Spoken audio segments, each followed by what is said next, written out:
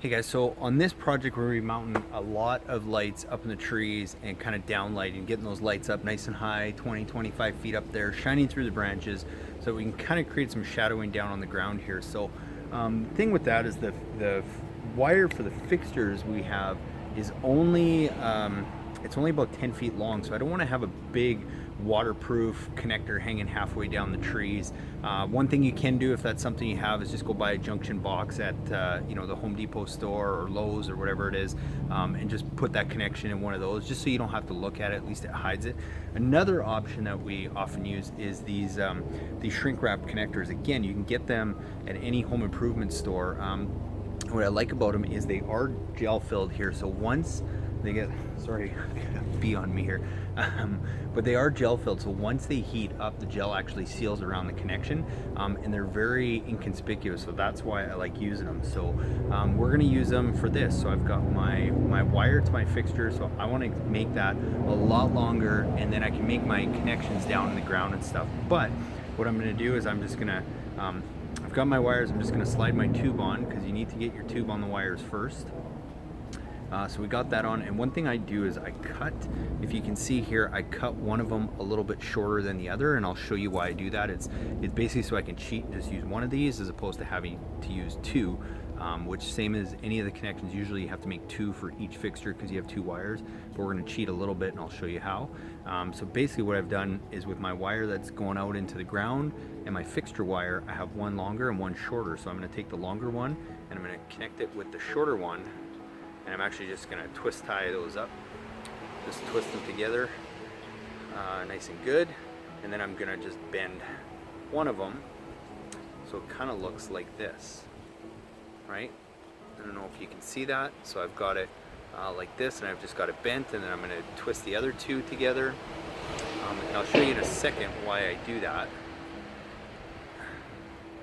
And then we're going to twist that, is so that I can go now and I can bend these like this, and the connections aren't going to be touching each other. See how they're separated? So they're not going to be touching each other inside the same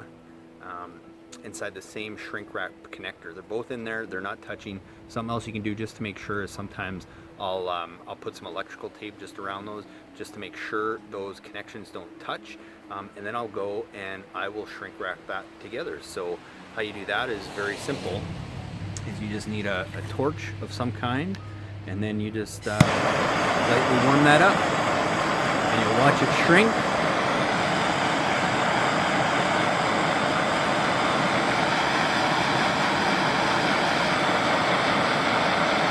You're going to be careful not to get too close and burn anything.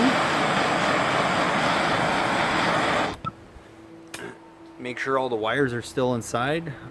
It's pretty hot afterwards, so give it a good little I just try and seal it up a bit, but you can see the ooze is kind of coming out a little bit, so it's all waterproofed in there, and once it solidifies, it's pretty hard and you are not pulling those wires apart. So if you're doing any tree lighting or need to hide some wire and extend it and make a pretty inconspicuous connection, shrink wrap connectors is a really good way to go.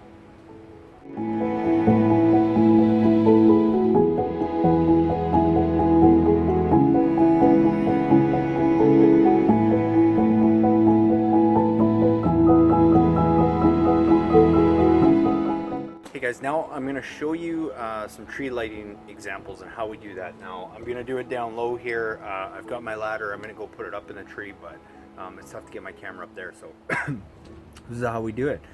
We do it with these tree mount stakes, and the reason I like these is they're no maintenance. Sometimes you'll see people will mount lights to trees just using like a regular bracket, but what happens is as that tree grows, eventually it grows right over that bracket, right over the wire and all that. So I'm going to show you how to do this properly so that you don't have to worry about that. And it's with these tree stakes. Super easy. See, the light screws actually into the top of here, and then this screws into our tree. So basically what I do is I just get it started with the hammer, get it in there a little bit, and then you can just use any screwdriver or anything. There's a little hole here, and you can just tighten that on. Keep spinning until you get it all the way in there. And the nice thing about that is now as the tree grows, it's easy to go and back that off. So as the tree starts getting wider and starts getting closer to the end, all you have to go do is do the opposite now, and you can just slowly back that off a little bit. So that's why I like that. Once you got it in there, pretty simple. Then your fixture is just a 1/2 inch thread, just pops in there and screws in. Now I don't have this all the way in, so it's not going to be super steady, but it'll give you the right idea. And then you just make your adjustments, shine it down. One thing I will say is anytime you're doing downlighting, something you do want to do is get one of these hex baffles. I don't know if you can see this little honeycomb. Sorry, this bee's bugging me here. This little honeycomb shaped filter. Basically what that does is this goes underneath the lens. And then now, when that's shining down, it helps deflect the glare, because especially with downlights that are shining down, if you walk right under it or kind of in the proximity of it, sometimes it's shining right in your eye. What this does, it helps deflect that a little bit, so it's not as bright in your eye. And then lastly, the other question I get is, how do you go and secure the wire to the tree? Because you can leave it just dangling like this, which is great, but then it's visible and people don't always like that. So how you can go secure that is actually just use these zip ties with screw holes in it.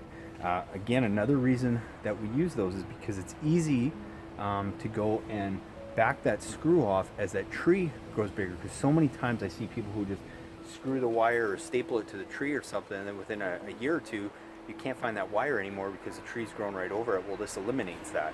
And basically all you do now is you go and you screw that zip tie to the tree.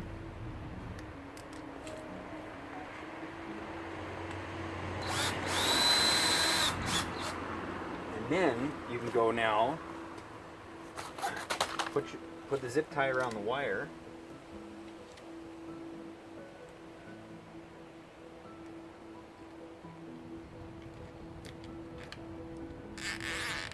And then you can secure it to the tree. But what it does too is not only does it keep it from the tree growing around it, but as that tree grows, now the wire has some play so it can grow with it. So at the base, anytime you do tree lighting, you want to leave a little bit of wire coiled up and buried so that tree can grow, and you just keep pulling that wire up. And if you need to, over time, you can back this off. That's how you keep lights in trees for a long, long time. And with the lights that we use, they're designed for that. They're not designed to only be up there for 3 to 5 years. They're designed to be up there for as long as you want them to. So that's how you go properly mount a light in a tree to get that cool downlighting effect we talk about all the time.